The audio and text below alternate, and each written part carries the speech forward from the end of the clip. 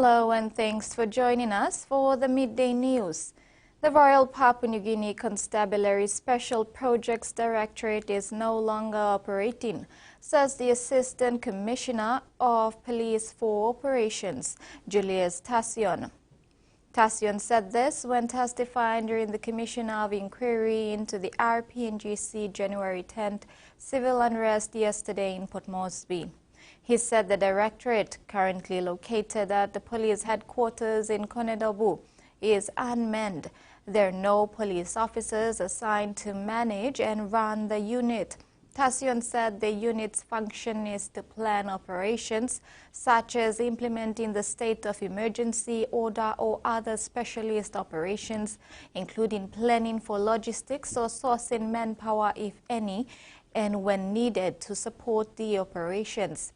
He directed the inquiry to seek answers from the Commissioner of Police, David Manning, as to why the directorate is not operational.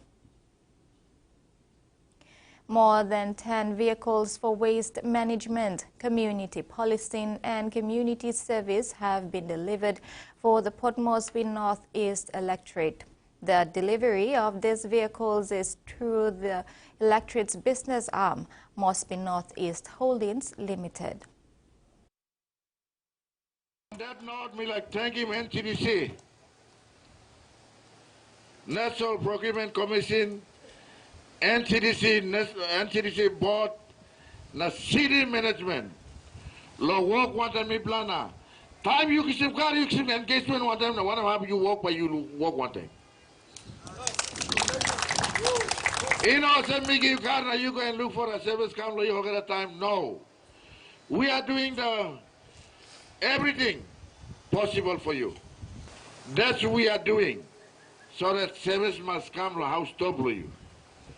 And community must also participate in the goods and services of the city so that they also get a spin-off from the GST that we are paying. The Petroleum and Energy Conference is scheduled to take place in Port Moresby from the 17th to the 18th of October 2024. Minister for Petroleum and Energy Thomas Oppa, in announcing the dates at the 2024 conference, will promote investment opportunities in Papua New Guinea, while also discussing the transitioning to a greener energy future. 2024 PNG Petroleum and Energy Conference is a platform for advancing the investment opportunities and sustainable energy transition in Papua New Guinea. And Kumul as the state nominee and the leading company in Papua New Guinea, under the leadership of our MD, Wapusong, is again bringing this event together for Papua New Guinea. We are excited that it will be a wonderful 2 days of bringing experts, stakeholders, governments, private sector coming together to discuss and talk about the petroleum and energy sector. We will now cross over to Carol Kidu Jr. in Goroka, Eastern Highlands Province, to give us updates on the National Fisheries Authority's recent launch of key projects in Simbu Province aimed at boosting the province's local aquaculture sector. The TVWAN news crew traveled to Simbu yesterday for this event. Over to you, Carol. Hi, Mary, and greetings from Coalplace, Goroka. Well, as you know, the National Fisheries Authority officiated the opening and launching of key fisheries projects here in Simbu Province. These include the LM Fish Farm and Hatchery, the Provincial Inland Fisheries Resource Center, and the Simbu Aqua Fish Feed Mill. Now, the LM Fish Farm and Hatchery, which was founded by Peter Supa, who is a chemist by profession, with 100,000 kina funding, will support fish farming cooperatives across Juave, Sinasina, Yongomul, and other districts. Meanwhile, J Construction Innovators Limited received 677,000 kina to enhance the fish feed mill. Now, the Provincial Inland Fisheries Resource Centre, which is located in Kundiawa, just near the bank of the Simbu, will serve as a hub for training and research to help local farmers commercialize aquaculture. Now, Fisheries Minister Jelto Wong, NFA Managing Director Justin Ilakini, and Simbu Governor Noakul were present to officiate the opening of the resource centre. Over to you, Mary. Thanks, Carol, for that update. Now, the Provincial Inland Fisheries Resource Centre, Elim Fish Farm Hatchery and Simbu Aquafish Feed Mill is expected to benefit over 20,000 fish farmers and 7 primary cooperatives. Governor Noah Cool praised the partnership and stated that the NFA's involvement has been pivotal in fostering the development of aquaculture in Simbu.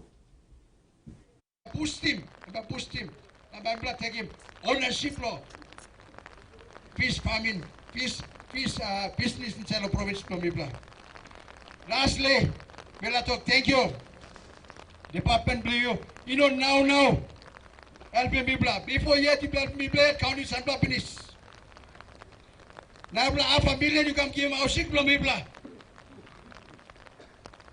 Premier hospital Blomibla you come give him 500,000 last time. Time Mibla need money long him.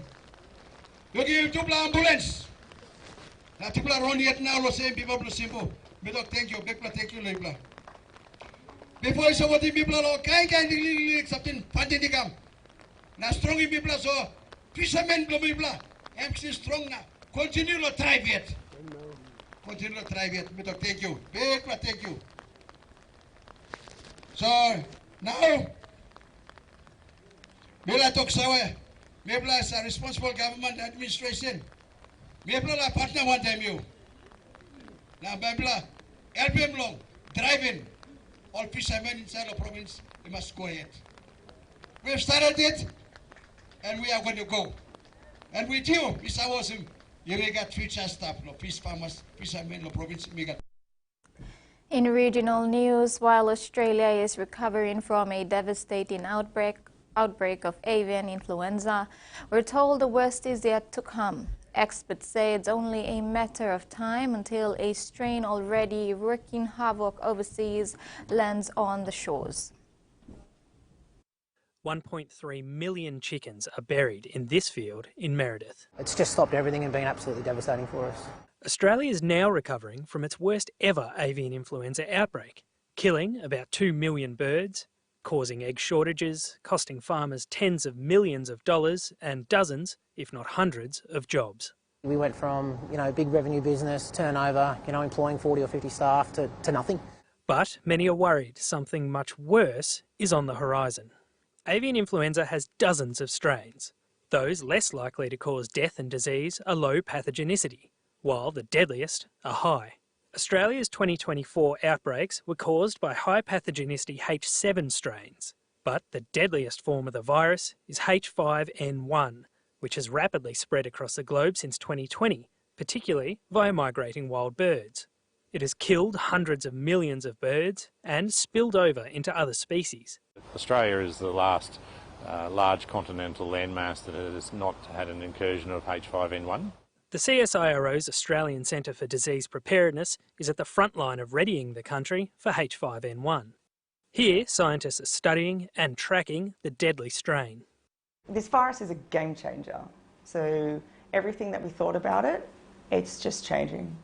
H5N1 could cause ecological disaster, threatening to wipe out local populations of some animals, such as black swans, seals, sea lions and penguins. It's a big deal. I mean, as we've seen from overseas, we've had millions and millions of birds killed. If it gets to Australia, it's most likely to come through migrating birds. What we need to do is we need to pick up any incursion if it happens really quickly, and then we need to respond quickly. With this outbreak now hopefully behind us, all eyes turn to the skies, in the hopes that this spring's migration doesn't bring H5N1 to our shores. But Experts warn it's a matter of when, not if, this strain of avian influenza makes its way to Australia.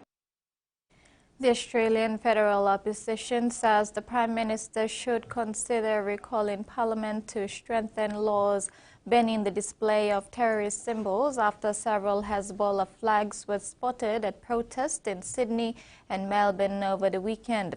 But so far no charges have been laid.